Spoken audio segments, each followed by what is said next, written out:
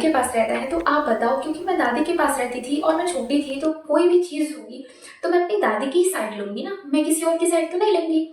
तो फिर एक दिन हुआ ये कि मेरी मम्मी ना मतलब दूध वाला चाय बनाती थी, तो वो दूध वाला चाय बनाती थी, तो जब वो दादी को चाय देती थी ना, तो उसमें वो थोड़ा पानी डाल देती थी, मतलब हल्का हो जाता था।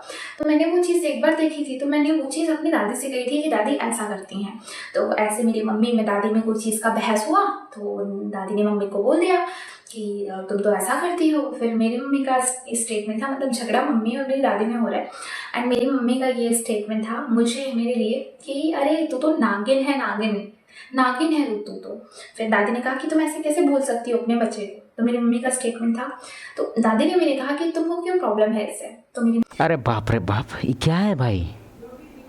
माई toxic parents ruined my life, the truth they don't want you to know. ये क्या है?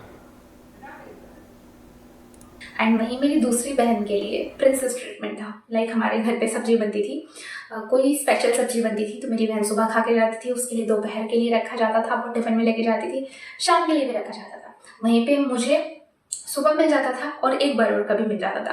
पूछने में ये कहा जाता था अरे वो तो उसकी फेवरेट सब्जी है, क्यों हमारी भी तो फेवरेट है, हमें भी तो दो। ये सारी पार्शियलिटी होती रही, मैं सहती रही। फिर आता है 2017 कि क्योंकि मैं पढ़ने में अच्छी थी, मेरे 10th में 97% आए थे।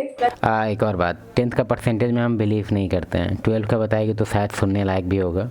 10th का परसेंटेज में अच्छा बच्चा कच्चा केकरों को परसेंटेज रहता है 99%। बात 12th में 94% आए थे, तो मेरे 10th में 97% आए थे। यूपी बोर्ड से ही मैं हूँ, उसमें कुछ छुपाने की बात 12 का बता दे, छुपाएगी क्या? नहीं है। और तो मेरे 97% आए थे, तो फिर मेरे पापा डिसाइड करते, ये क्या है? तो मेरे 97% आए थे, तो कोचिंग फिर में 10th में 97% आए थे। यूपी बोर्ड से ही मैं हूँ, उसमें कुछ छुपाने की बात नहीं है। और तो मेरे 97% आए थे, तो फिर मेरे पापा डिसाइड करते हैं कि वो मुझे कोटा भेजेंगे, एंड वो कोटा भी मेरे बाबा की ही ज़मीन को गिरवी रख के भेजते हैं। ऑफ कोर्स लोगों को लगता है ना कि पेरेंट्स हमारे लिए बहुत अच्छा करते हैं, उन्होंने मेरे लिए कुछ अच्छा नहीं किया है।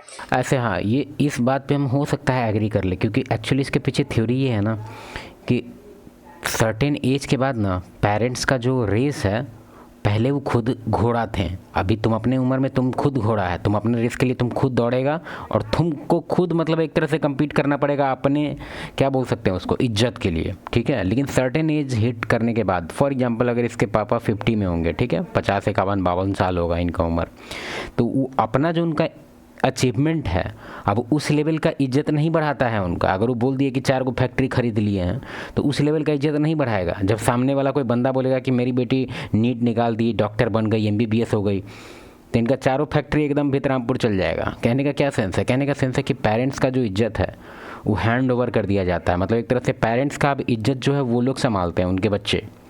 इसलिए तुम ध्यान दिया होगा कि बहुत बार तुम ब्रैग करते हुए देखा होगा किसी पेरेंट को कि मेरा बच्चा का यहाँ सिलेक्शन हो गया, स्कॉलरशिप मिल गया है।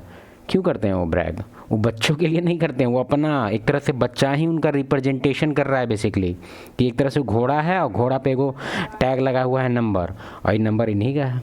बात तुम लोग समझ रहे, कैच कर रहा है? तो इसमें उनका भी सेल्फिश रीजन होता है, जो इतना हाई इन्वेस्टमेंट वो करते हैं, वो एक तरह से उसी टाइप का है कि तुम घोड़ा का रेस जैसा एग्जांपल ले सकता है, कि घोड़ा को कैसे तैयार करते हैं, खाना खिलाते हैं बढ़िया, चना के दौड़ेगा तो जीतेगा, सेम चीज़ है। लेकिन इसमें कोई बुरा भी नहीं है, हम ये नहीं कह रहे हैं, इस चीज़ के बारे में बता रहे हैं, तो ये मत भूल में रहना कि हम कह रहे हैं कि ओ पेरेंट्स नीड टू इम्प्रूव ना। ये चीज़ बहुत टाइम से चलते आ रहा है, ये एकदम से केव टाइम से चलते आ रहा है।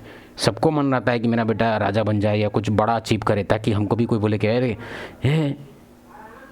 ये इनके पापा। मैं अपने दादी बाबा के साथ बचपन से रही हूँ, अगर उन्होंने कुछ किया भी है ना, तो उन्हीं की प्रॉपर्टी सेल करके करी है, अपनी कमाई पे उन्होंने मेरे लिए कुछ भी नहीं करा है। नहीं किया है तो क्यों बोलूँ मैं? मेरा पहले यार ये फैमिली वीडियो कहाँ से आ गया यूट्यूब पे? ऐसे एक चीज़ बता देते हैं यार, देखो अभी चीज़ थोड़ा सा मिसोजिनिस्टिक होगा, लेकिन मानो इस बात को, तुम फीमेल पे रिलाई नहीं कर सकता है किसी भी चीज़ के लिए। बेसिकली तुम फीमेल पे रिलाई नहीं कर सकता है कि अगर कोई तुम्हारा कोई भी सीक्रेट है, डीप डार्क सीक्रेट अगर तुम्हारे पास है, और तुम सोच रहा है कि किसी फीमेल को बता देंगे या अपना दिल हल्का कर लेंगे और वो सीक्रेट कहीं बाहर नहीं जाएगा लड़का के साथ हो सकता है सीक्रेट तुम्हारा बाहर ना जाए, क्योंकि 2-4 सीक्रेट हमको भी पता है जो मेरे दोस्त ने हमको बताया, और अभी तक मेरे पास है, हम किसी को नहीं बताएं, लिटरली किसी को नहीं बताएं। और अगर तुम्हारे अंदर उस सीक्रेट को होल्ड करने का कैपेसिटी नहीं है, मतलब तुम्हारे अंदर थोड़ा सा फेमिनिन एनर्जी है, जो कि कॉमन है, क्योंकि आजकल का इस तरह से सिविलाइजेशन डिज़ाइन हो गया है कि मेल भी आजकल अच्छा खासा परसेंटेज कैरी करता है, फीमेलिस्टिक नहीं। मेरे घर भी बहुत खराब दिखता था और मेरे घर में कुछ नहीं था।